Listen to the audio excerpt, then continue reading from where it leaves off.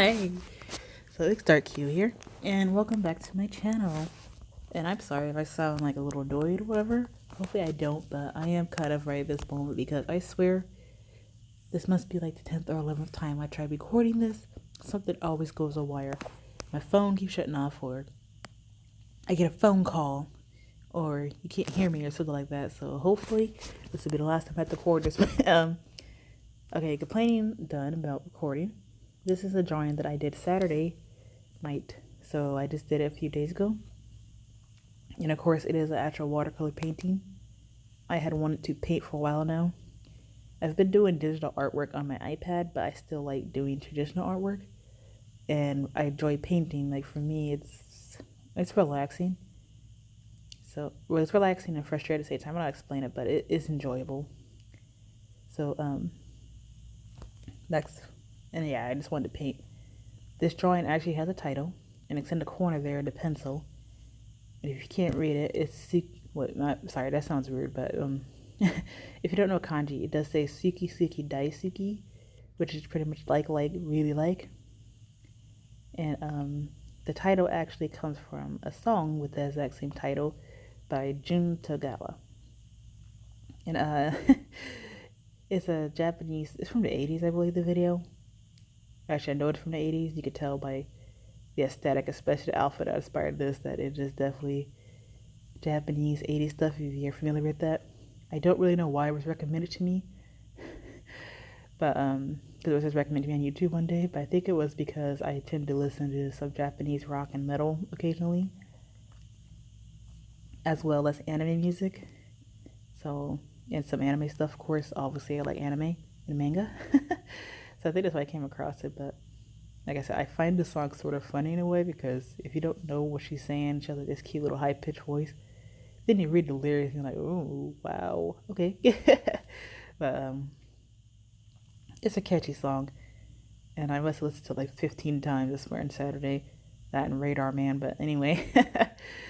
For this drawing, the paper I used was Canson mixed media paper, and it's just paper I bought from, you could buy it anywhere really, at least where I live.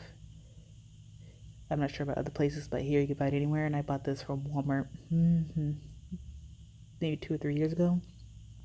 So I've had this paper for a while. I keep stuff forever. I just use it until I can't use it no more. The paints I'm using are, don't quote me on this, but I do believe, I'm 99.9% sure they are Sakura Koi. But seeing as I bought them from Amazon like 6 years ago, I don't know for sure. But they're meant to be a travel set, but that's what I'm using here. I'm not using the brush that came with them. The brush I'm using, like the one you see right here, the blue one, it's actually a brush that I bought from a stationery store like 5 years ago in Japan. So I actually don't know the brand of it, if there is a brand. I just remember that I bought it from there, and I bought it because it was skinny. Surprisingly, I think I only used it like a few times, and I've had it for a while now.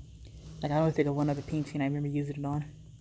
But I'm glad I did finally use it because it came in handy for those tiny little areas, like between like the gold on her hips and stuff, and painting the face and the earrings.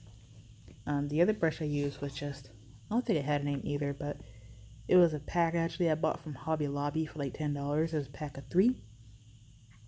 I didn't use them as like water brushes. I didn't use the water actually inside of them. I think the smaller one actually leaks, not the blue one, but the clear one, the bigger tip actually leaks, which is not supposed to do, but I do believe it leaks. But I just used it as a regular brush. But yeah. So that's how I painted it. The lining I used was a combo of the black was Artist Loft, and the others were Copic little liners I had for years, and either got them off Amazon or stationery store in Japan. I will address this because what you see me doing here over with the brush is I'm actually inking the kanji, and I will say right now that I did the stroke order wrong, and I'm well aware of that. Kind of get lost in a moment though, and I wasn't really thinking about that. I was just going over it, and I was like, shoot, I did the stroke order totally wrong on camera. So if you did notice that, or if you didn't, you know now that I did, don't follow that. I did have it in front of me how to stroke or to rim, but I still did it wrong. Like I don't think it is like maybe it's not that big of a deal, but it is because there's an order supposed to do it in, and I knew that, but just wanted to address that. Anyway, um, the writing around her actually says Doki Doki, which is like the beating of a heart. And I thought that'd be funny to put there since, as I mentioned before, the title literally means like love, like really like, or love really love. So I thought it'd be funny to have like the sound effects of she was moving like Doki Doki, like beating heart, you know. Not quite what I wanted it to be, but I left it there anyway. What I'm doing right here, you see the liner, something come out a little bit ago with that, but I did go back over this drawing with the liners. And I did that because I wanted to add some detail to the bracelet, which you can't see right here, and define like the sorry, define like the little beads stuff a little bit more. But also I wanted to bring out the lines a little more because when I painted over this, the paints, they're not expensive paints, so I think that might be part of the issue. But they're a little chalky sometimes, so going over like the liners with like the ink is made them a little chalky. So I wanted to define it a little more, which I'm glad I did because I think it brought it out a lot more, especially when you actually look at it on the paper I drew it on. I think it stands out a lot more. Sorry, since I went over it with the liners. So again, I'm sorry. I swear, it's kind of hard to talk for this longer than I did this a little bit ago.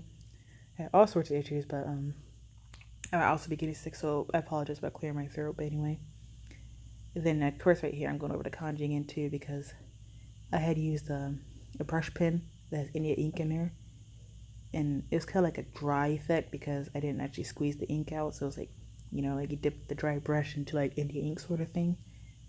At first I thought that would look cool, but I didn't really go with the drawing, so I thought I'd try to fix it. So I went over that as well. I don't think it really did much, but I did do that in an attempt to fix it. So I don't think I do much else to this drawing other than I add some like lines to her clothing, and you'll see me do that in a little bit once I'm done with the inking. Like you see how right there when I went over her eyes, it kind of brought it out a little bit more. Like some parts didn't really change too much, but you'll see like the eyebrows and stuff get brought out more because I went over. But anyway, in her hair, see what I'm talking about. Like just stay out of focus. I'm so sorry.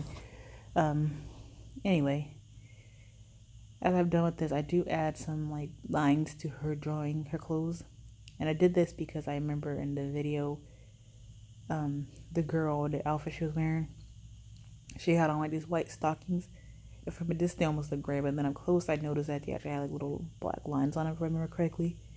So I decided to try and mimic that in my drawing. Obviously it doesn't have the same effect, but I did go ahead and do that.